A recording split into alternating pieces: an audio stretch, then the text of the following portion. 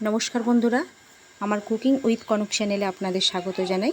আজকে আমি আপনাদের সামনে বানাবো পটল কুমড়ো দিয়ে মাছের ডিম দিয়ে মাখা মাখা। দেখুন, প্রথমে আমি কড়াই তেল দিয়ে দিয়েছি। তো এবার আমি এতে দিয়ে দেবো একটু কুচনো। আচ্ছা, পটলগুলো আমি একটু ভেজে নেব। পটলগুলো একটু ভালো করে আমি ভেজে নেব।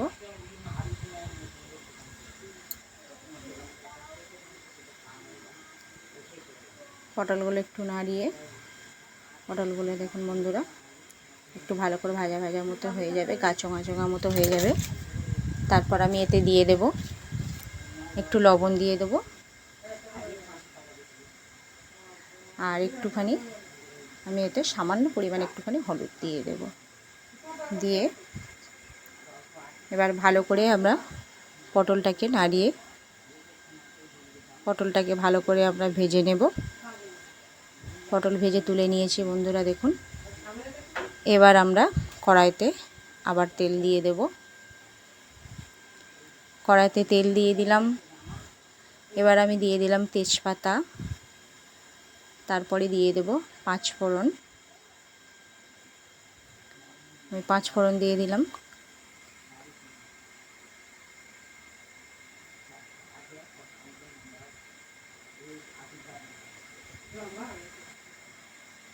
পাঁচফোড়নটা একটু ভাজা ভাজা মতো হয়ে গেছে। এবার আমরা এতে দিয়ে দিলাম পেঁয়াজ কুচো।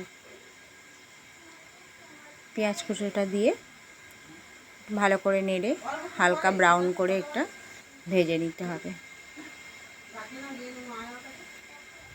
পেঁয়াজটা একটু ভাজা ভাজা হলে তারপরে ওতে আমরা আলু ও কুমড়ো কাটাটা দিয়ে দেব। দিয়ে এটাকে ভালো করে নেড়ে নেড়ে এটাও একটু ভালোভাবে একটু কষিয়ে নেব, ভাজা ভাজা মতো করে নেব। দেখুন বন্ধুরা, আমরা এটা ভালো করে একটু কষিয়ে নিলাম। কষিয়ে নিয়ে এবার আমরা এতে দিয়ে দেব, ভাজা হয়ে গেছে, একটু লবণ দিয়ে দেব। একটু লবণ দিয়ে দিলাম। লবণ দিয়ে তারপরে নাড়িয়ে নেব। তারপরে দিয়ে দেব একটু আদা বাটা, একটু জিরে বাটা দিয়ে একটু নেড়ে নেব। একটু নেড়ে নিয়ে তারপরে আমরা এতে দিয়ে দেব একটু হলুদ গুঁড়ো। হলুদ গুঁড়ো দিয়ে দিলাম। এবার আমরা এতে দিয়ে দেব একটু লঙ্কা গুঁড়ো। লঙ্কা গুঁড়ো পরিমাণ মতো আপনারা দেবেন, যে যেমন পরিমাণে ঝাল খান। দিয়ে আমি ভালো করে মশলাটা সবজিটার সঙ্গে ভালোভাবে কষিয়ে নেব।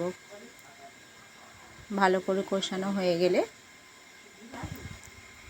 আমরা জল দিয়ে দেব। জল দিয়ে দিয়ে এটাকে একটু ফুটিয়ে নেব। একটু সিদ্ধ সিদ্ধ মতো যখন হয়ে যাবে আলুটা, একটু সিদ্ধ সিদ্ধ মতো হয়ে গেলে তখন আমরা ভাজা পটলগুলো আমরা দিয়ে দেব। দিয়ে একটু নাড়িয়ে নেব। নাড়িয়ে নিয়ে পটলগুলো একটু নাড়িয়ে নিলাম। নাড়িয়ে নিয়ে এবার দিয়ে দিলাম মাছের ডিম। বন্ধুরা দেখুন, মাছের ডিম আমি আগে থেকে ভেজে রেখেছিলাম। তো এই ভাজা ডিমগুলো একটু কুচো কুচো করে আমি কুমড়ো আলু পটলের সাথে ডিমগুলো মিশিয়ে দিলাম। এবার একটু ভালো করে এটাকে নাড়িয়ে নেব। নাড়িয়ে নিয়ে খানিকটা ফুটিয়ে হয়ে গেলে আমি এতে একটু গরম মশলা ছড়িয়ে দেব।